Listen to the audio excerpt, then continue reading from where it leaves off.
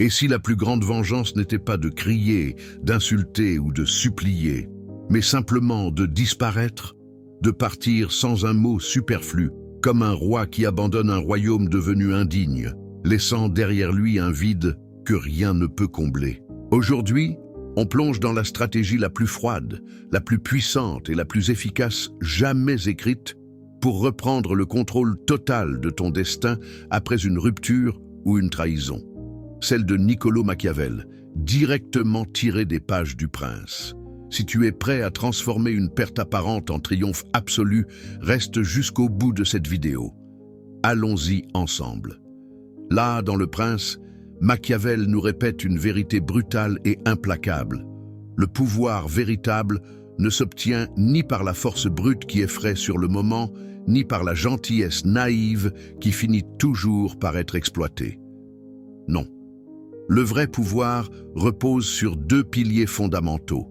La vertu, c'est-à-dire cette capacité d'action décisive, cette énergie froide et calculée qui permet de saisir l'opportunité au bon moment, et la maîtrise absolue des apparences.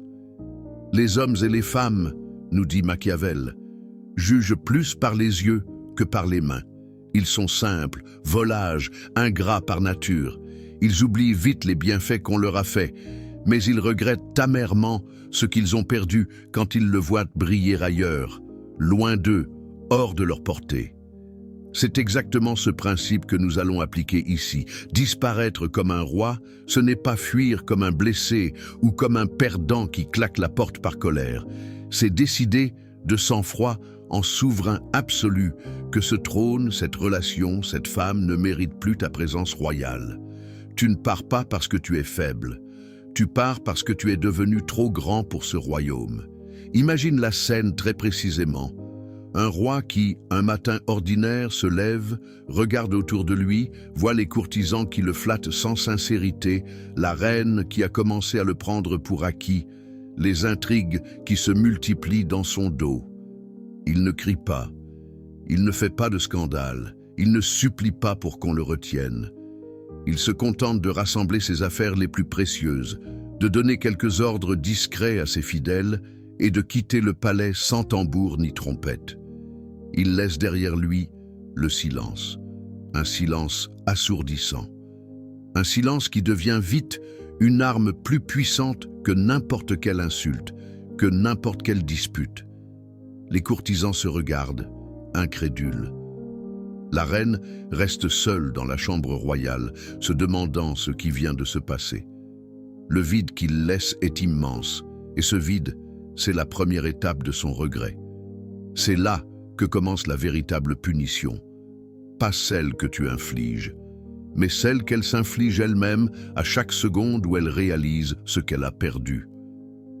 La première phase, celle que Machiavel appellerait la préparation de la vertu, est la plus importante et la plus longue. Avant même qu'elle ne sente le vent tourner, avant même qu'elle ne commence à se poser des questions, tu reconstruis ton empire en secret, dans l'ombre, avec une discipline de fer. Commence par ton corps. Machiavel insiste sur l'importance de l'apparence physique du prince. Un souverain doit inspirer le respect rien qu'en entrant dans une pièce. Donc tu vas à la salle de sport 5-6 fois par semaine. Tu sculptes ton corps comme une arme. Tu perds la graisse superflue, tu gagnes du muscle, tu te tiens droit, tu marches avec assurance. Ensuite, ta garde-robe. Oublie les vêtements trop décontractés ou trop usés qui te donnaient l'air d'un homme ordinaire. Tu investis dans des pièces qui hurlent le pouvoir sans effort. Chemises parfaitement coupées, pantalons ajustés, vestes structurées, chaussures en cuir qui claquent sur le sol. Une montre discrète mais chère qui montre que tu as du goût et des moyens. Tu n'achètes pas pour impressionner les autres. Tu achètes pour te rappeler à toi-même qui tu es devenu. Ensuite, tu reconstruis ton cercle social. Machiavel parle beaucoup des alliances. Un prince sans alliés est un prince mort. Donc, tu vas te rapprocher de personnes qui te valorisent, qui te poussent vers le haut. Tu rejoins des cercles plus élevés, des événements professionnels, des groupes d'entrepreneurs, des clubs de sport haut de gamme, des communautés en ligne où les hommes ambitieux se retrouvent. Tu te fais de nouveaux amis qui te voient comme un égal, pas comme un plan B. Et pendant tout ce temps, tu fais ça dans le silence le plus total. Tu ne postes pas des stories pour la provoquer. Tu ne parles pas d'elle à tes amis. Tu construis, tu grandis, tu deviens inarrêtable. Machiavel le dit clairement, il faut être renard pour reconnaître les pièges et lion pour effrayer les loups. Pendant cette phase de préparation, sois le renard. Observe, anticipe, construis en silence. Le lion sortira plus tard. La deuxième phase, c'est la disparition progressive, le coup d'état invisible. Tu commences à réduire les contacts très subtilement au début. Tes réponses deviennent de plus en plus courtes. Tu prends plus de temps pour répondre. Tu arrêtes de lancer des initiatives, plus d'invitations, plus de « tu fais quoi ce soir ?» plus de longues conversations. Puis, le silence radio s'installe naturellement. Pas d'explication, pas de « pourquoi tu fais ça ?» pas de drama. Si tu veux porter le coup final avec une élégance royale, tu peux envoyer un seul message, court, définitif, digne d'un souverain. Je te souhaite le meilleur. Mon chemin m'appelle ailleurs. Et c'est tout. Ensuite, blocage total. Instagram, WhatsApp, Facebook, numéro de téléphone, tout. Mais juste avant de couper le pont pour de bon, tu laisses des miettes visibles, très stratégiquement.